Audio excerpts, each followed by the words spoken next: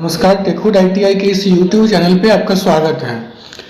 आज हम लोग क्लास करने आए हैं एम्प्लॉयबिलिटी स्किल का। पिछले 2 क्लास में हमने एम्प्लॉयबिलिटी स्किल का टोटल 40 क्वेश्चंस किया था। जैसा कि हम सभी जानते हैं कि एम्प्लॉयबिलिटी स्किल एक ऐसा सब्जेक्ट है जो सभी ट्रेड के लिए कॉमन होता है।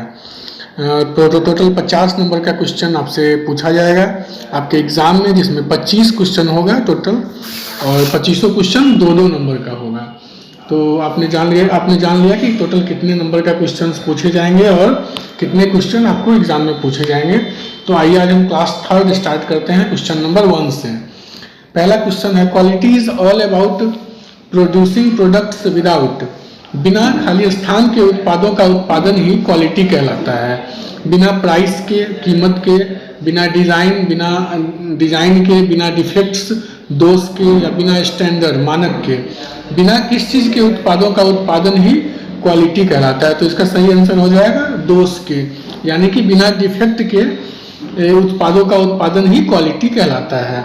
ठीक है, अब देखिए दूसरा नंबर क्वेश्चन है, क्वालिटी सर्किल आर यूजुअली खाली स्थान, क्वालिटी सर्किल आर यूजुअली खाली स्थान and led by a supervisor और सीनियर। क्वालिटी सर्कल आमतौर पर होते हैं, क्या होते हैं, और जो एक वरिष्ठ या पर्यवेक्षक के नेतृत्व में होते हैं। तो क्वालिटी सर्कल विशाल होता है, लार्ज होते हैं, या स्मॉल होते हैं, या डिफरेंट होते हैं, या सिमिलर होते हैं। तो इसका सही आंसर हो जाएगा quality circle are usually small and led by a supervisor. Quality circle जो होता है, क्वालिटी बनाने के लिए कोई टीम जो गठन किया जाता है, वो छोटा सा होता है जो किसी एक सुपरवाइजर के नेतृत्व में काम करता है। ठीक है, अब तीसरा नंबर क्वेश्चन देखिए, 3rd number question, quality circle help employees work in team towards. गुणवत्ता मंडल कर्मचारी को टीम में खाली स्थान की दिशा में काम करने में मदद करता है। गुणवत्ता मंडल कर्मचारियों की टीम को किस चीज की दिशा में काम करने में मदद करता है। तो इसका आंसर है ऑब्जेक्टिव आंसर 1, आंसर ए है एक सामान्य लक्ष्य, बी है डिफरेंट लक्ष्य, सी है सॉल्विंग डिफरेंट पॉइंट, यानी कि डिफरेंट समस्याओं को, विभिन्न समस्याओं का समाधान, और चौथा है बढ़ा हुआ लाभ, इंक्रीज्ड प्रॉफिट। तो इसका सही आंसर हो जाएगा ए, एक सामान्य लक्ष्य। क्वालिटी सर्कल की जो टीम है वो एक सामान्य लक्ष्य के काम करने की दिशा में टीम की मदद करता है। ठीक है, और ये चौथा number question, quality management system helps an organisation to satisfy the needs of its fill in the blanks. यानी कि गुणवत्ता प्रणाली, हिंदी में गुणवत्ता प्रबंधन प्रणाली एक संगठन को उसके खाली स्थान की जरूरतों को पूरा करने में मदद करता है। किस चीज़ की जरूरतों को पूरा करने में मदद करता है? तो कस्टमर्स की जरूरत को, या कर्मचारियों एम्प्लॉयज़ की जरूरत को, या एम्प्लॉयर यानी नियोक्ता की जरूरत को, या मैनेजर्स यानी प्रबंधक की जरूरत को। तो क्वालिटी सर्कल की टीम जो है वो ग्राहकों की जरूरत को पूरा करने में मदद करता है। इसका सही आंसर हो जाएगा ए। अब आइए 5वां नंबर क्वेश्चन देखिए। 5वां नंबर क्वेश्चन है, fill in the blanks is a tool used for problem solving and decision making. It has 4 stages. समस्या समाधान और निर्णय लेने के लिए उपयोग किए जाने वाला एक उपकरण, इसके 4 चरण हैं। पहला है plan do check act, plan direct check act, plan define check act, या प्लान डिनाई चेक एक्ट। तो इसका सही आंसर हो जाएगा 5 नंबर क्वेश्चन का सही answer A, plan do check act. अब आइए 6ठा नंबर क्वेश्चन देखते हैं हम। पीडीसीए मॉडल हैज खाली स्थान number of stages. PDCA model कितने चरणों की संख्या में होता है? तो पीडीसीए मॉडल जो होता है वो 4 चरण में होता है। तो इसका सही आंसर हो जाएगा ए। क्वेश्चन नंबर 6 का सही आंसर ए हो गया। अब आइए 7वां नंबर क्वेश्चन देखिए। The common goal of quality management system is understanding customers fill in the blanks. गुणवत्ता प्रबंधन प्रणाली का सामान्य लक्ष्य ग्राहकों के किस चीज को समझना होता है? ग्राहकों की भावनाओं को समझना होता है, या ग्राहकों के हेल्थ को समझना होता है, स्वास्थ्य को, ग्राहकों के इनकम को, या ग्राहकों की नीड को। तो एक गुणवत्ता प्रबंधन प्रणाली जो होता है उनका काम होता है ग्राहकों की जरूरतों को समझना, यानी कि इसका सही आंसर डी, नीड्स हो जाएगा। अब 8वां नंबर क्वेश्चन देखिए। A quality management system is a approach एक क्वालिटी, एक गुणवत्ता प्रबंधन प्रणाली एक खाली स्थान दृष्टिकोण है। क्या है? वेल डिफाइंड, अच्छी तरह से परिभाषित है, या डिफिकल्ट, बहुत कठिन है, या कॉम्प्लिकेटेड यानी उलझा हुआ है, और नन ऑफ दीज, इनमें से कोई नहीं है। तो इसका सही आंसर हो जाएगा आंसर नंबर ए हो जाएगा, अच्छी तरह से प्रभावित परिभाषित, यानी कि यह quality management system is approach, is a well defined approach. सही आंसर इसका ए हो जाएगा। अब आइए क्वेश्चन नंबर 9 देखें हम। 9 number question, total quality management helps to improve the quality of all the process within an organization. It also leads to customer satisfaction. What are the main features of TQM? ये देखिए, हिंदी में समझिए।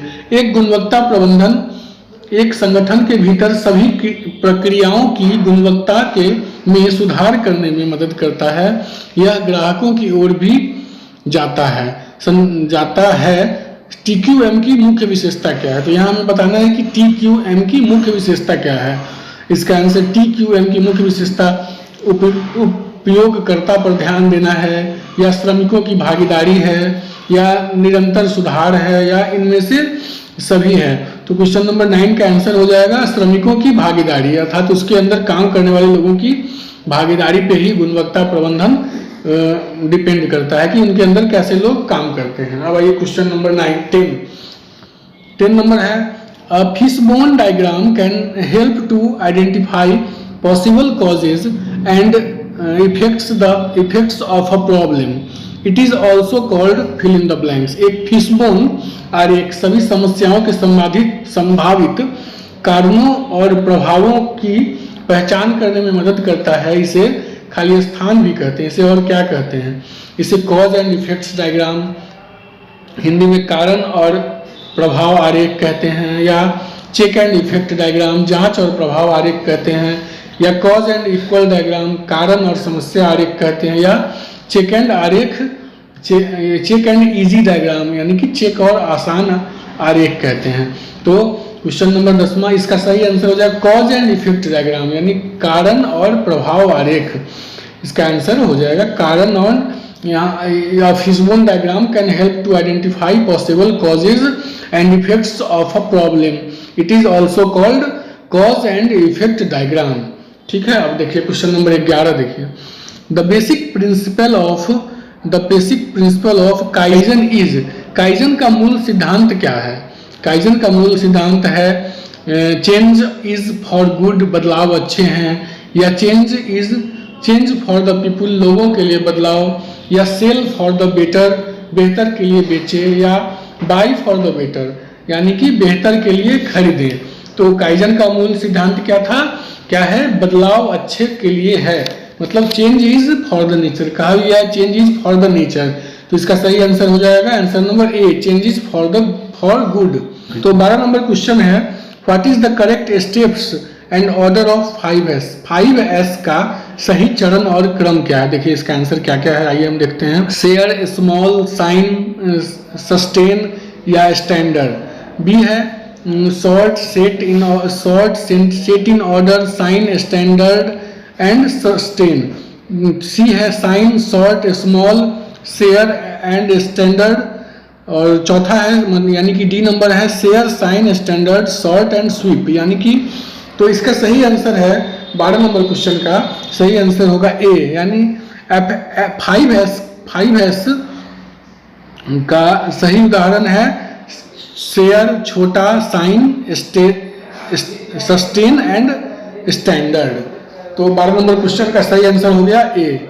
अब आइए 13 number question देखिए। The step of 5D model are defined the step of 5D model are defined the problem, discover the root cause, develop possible permanent action, deliver the suitable और to prevent reoccurrence of the problem. What is the 5D model used for, यानी कि 5D model जो 5D model के चरण हैं, समस्या को परिभाषित करें, मूल कारणों की खोज करें, संभावित अस्थायी कार्रवाई विकसित करें, वितरित समस्या की पुनरावृत्ति को रोकने के लिए समाधान। 5D मॉडल इनमें से किसके लिए उपयोग किया जाता है? तो 5D मॉडल का यूज होता है इसका ऑल ऑफ देम, यानी इन सभी का 5D मॉडल का use to solve a problem भी होता है, to understand about the problem and to find the possible solution. इन तीनों के लिए 5D मॉडल का यूज होता है। तो इसका सही आंसर हो जाएगा डी। अब देखिए 14 नंबर क्वेश्चन है। 14 नंबर क्वेश्चन है काइजेन का उपयोग किस चीज को बनाने के लिए किया जाता है? Kaizen is used to create सतत विकास यानी कि कंटिन्यूअस डेवलपमेंट बनाने के लिए होता है, या प्रॉब्लम सॉल्विंग यानी समस्या को सुलझाने के लिए होता है, या सॉल्यूशन यानी समाधान के लिए होता है, या इनमें से किसी के लिए नहीं होता है। तो इसका सही आंसर है सतत विज्ञान यानी कंटिन्यूअस डेवलपमेंट के लिए काइजन का यूज किया जाता है। अच्छा अब आइए 15 number question. Kaizen brings fill in the blanks improvement in overall process to help organization success. Kaizen संगठनों को सफल होने में मदद करने के लिए समग्र प्रक्रियाओं में फिल इन द ब्लैंक सुधार लाता है। काइजन कैसा सुधार लाता है? छोटा और स्मॉल, छोटा और सीरियस, या छोटा और दुर्लभ, या निरंतर और छोटा, या बड़ा और निरंतर। तो काइजन इसका सही आंसर सी हो जाएगा, यानी कि कंटिन्यूअस एंड स्मॉल, निरंतर और छोटा। तो देखिए पूरा क्या हो जाएगा, काइजन संगठनों को सफल होने में मदद करने के लिए समग्र प्रक्रियाओं में निरंतर और छोटा सुधार लाता है। छोटे छोटे सुधार लाते हैं, लेकिन समय समय पर कोई ना कोई सुधार लाने की प्रक्रिया को काइजन संगठन के द्वारा होता है। अब 16वां number question, standardisation fill in the blanks variation in the way we work. मानकीकरण खाली स्थान हमारे काम करने के तरीके में बदलाव लाता है। ए रिड्यूस, बी इंक्रीज बढ़ती है, सी हेल्प मदद करता है, डी प्रमोट। तो 16 नंबर का सही आंसर हो जाएगा ए रिड्यूस। ए यानी कि रिड्यूस। तो मानकीकरण कम कर देता है हमारे काम करने के तरीके में बदलाव को। अब 17 नंबर क्वेश्चन देखिए, ISO standard for fill in the blanks. ISO किस चीज के लिए खड़ा होता है? A international order for standardization, यानी आईएसओ का फुल फॉर्म क्या होता है जानिए। इंटरनेशनल ऑर्डर फॉर स्टैंडर्डाइजेशन होता है, इंटरनेशनल ऑर्गेनाइजेशन फॉर स्टैंडर्डाइजेशन होता है, या इंटरनेशनल ऑर्गेनाइजेशन स्टेबलाइजेशन होता है, या इंटरनेशनल ऑर्गेनाइजेशन फॉर स्टैंडर्डाइजेशन होता है।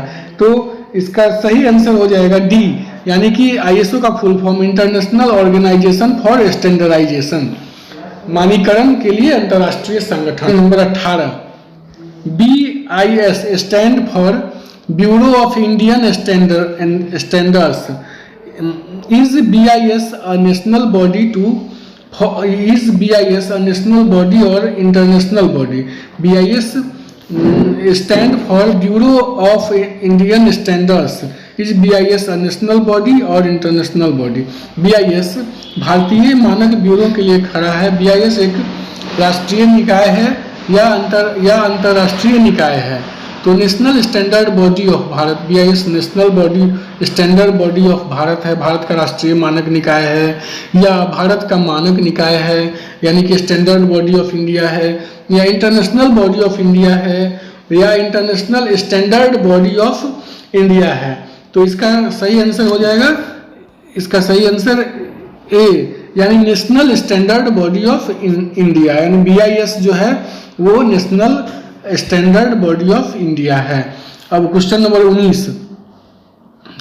19, standardization means that the size, design, quality, shape etc of the product would meet requirement and tests of fill in the blanks। मानकीकरण का अर्थ है आकार, डिजाइन, गुणवत्ता, आकार आदि एक उत्पादन की आवश्यकता और स्वाद को पूरा करे। किस चीज की आवश्यकता और स्वाद को पूरा करने का काम होता है स्टैंडर्डाइजेशन मानकीकरण का? तो ग्राहकों की, या नियोक्ता यानी एम्प्लॉयर्स की, या एम्प्लॉयज की, या इनमें से कोई नहीं।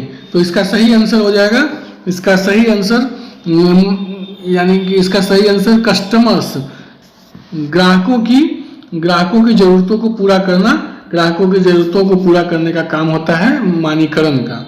अब देखिए question number 20, ISO and BIS are fill in the certificate. ISO and BIS कौन सा सर्टिफिकेट है? स्टैंडर्डाइजेशन यानी मानकीकरण सर्टिफिकेट है, या इंडियन सर्टिफिकेट है, या ग्लोबल है, या गुड, इनमें से या गुड यानी अच्छा से है।